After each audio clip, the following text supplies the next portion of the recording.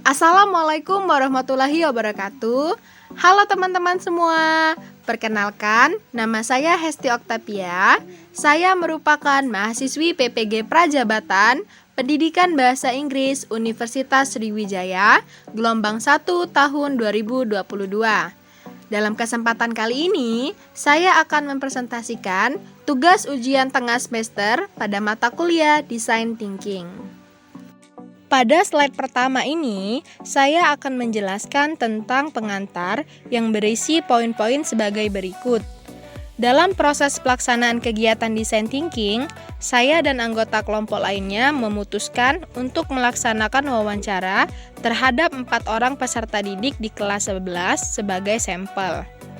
Ketika kami melakukan tahapan empathize, kami menemukan bahwa peserta didik yang berada pada sekolah mitra di SMA Negeri 11 Palembang memiliki permasalahan pada rendahnya tingkat motivasi dan minat belajar. Sehingga kami merancangkan sebuah media pembelajaran yang dapat meningkatkan motivasi dan minat belajar peserta didik yang berada pada sekolah mitra. Untuk itu, dengan adanya mata kuliah Design Thinking ini, kelompok kami ingin menyarankan dan memberikan ide tentang media pembelajaran yang sesuai dengan peserta didik yang dapat meningkatkan motivasi dan minat belajar mereka. Selanjutnya, latar belakang peserta didik. Nah, profil peserta didik diketahui berdasarkan hasil observasi di sekolah mitra. Profil peserta didik ini digali lebih lanjut melalui wawancara mendalam atau biasa kita kenal dengan in-depth interview. Selanjutnya, mari kita lihat fase apa saja yang ada dalam Design Thinking. Terdapat 4 fase dalam Design Thinking. Yang pertama, empathize. Yang kedua, divine. Yang ketiga, ideate. Dan yang terakhir itu adalah prototype. Selanjutnya, mari kita bahas terlebih dahulu fase empathize. Pada fase empathize ini, saya dan anggota kelompok lainnya melaksanakan kegiatan wawancara mendalam atau biasa dikenal dengan in-depth interview. Adapun yang menjadi targetnya adalah peserta didik kelas 11 SMA Negeri 11 Palembang. Karakteristik peserta didiknya adalah yang pertama, kognitif sedang, yang kedua, motivasi dan minat belajar rendah, yang ketiga, sebagian peserta didik terlibat aktif dalam proses pembelajaran.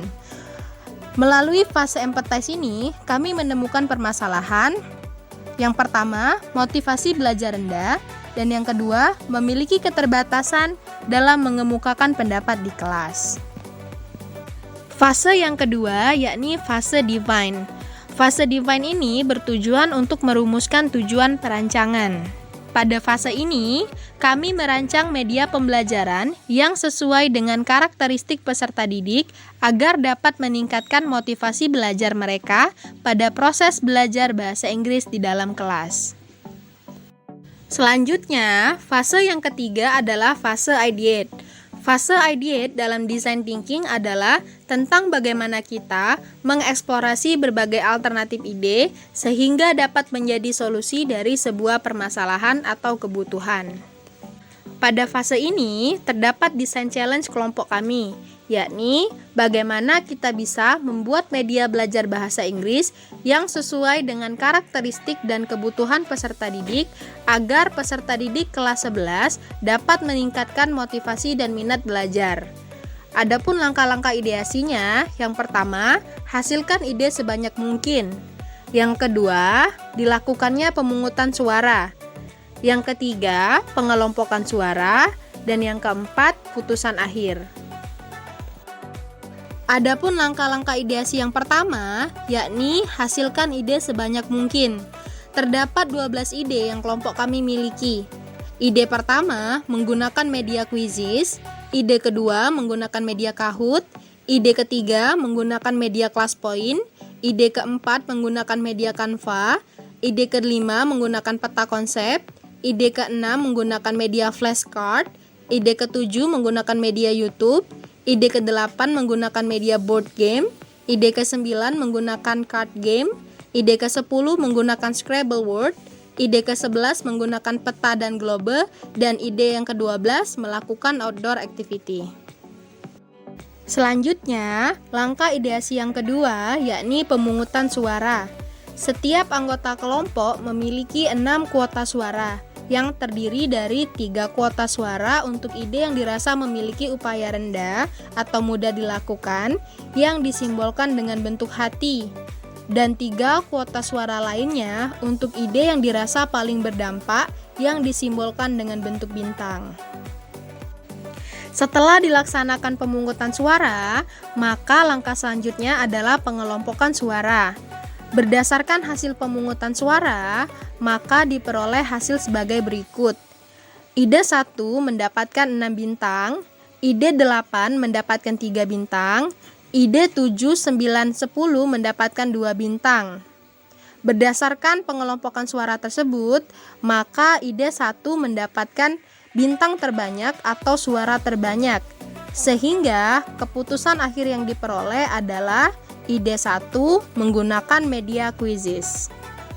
Setelah dilaksanakan pemungutan suara dan pengelompokan suara, maka diperoleh keputusan akhir, yakni kegiatan pembelajaran menggunakan media aplikasi quizzes.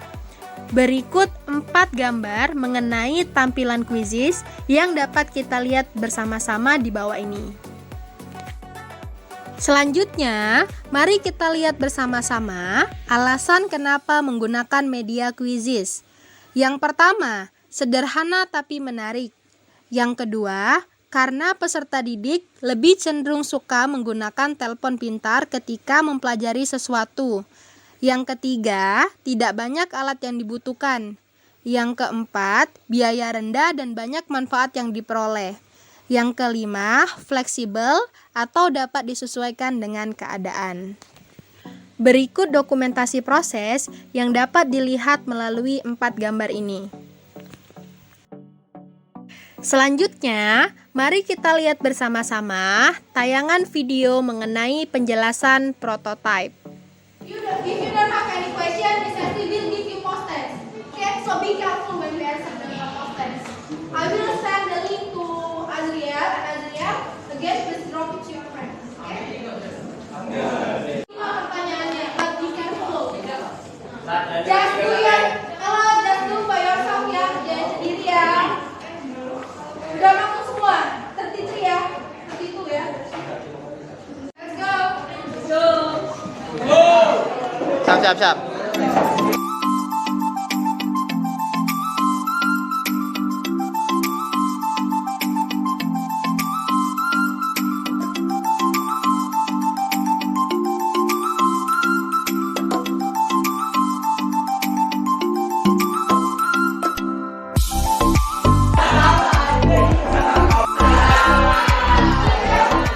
Sekian penjelasan dari saya.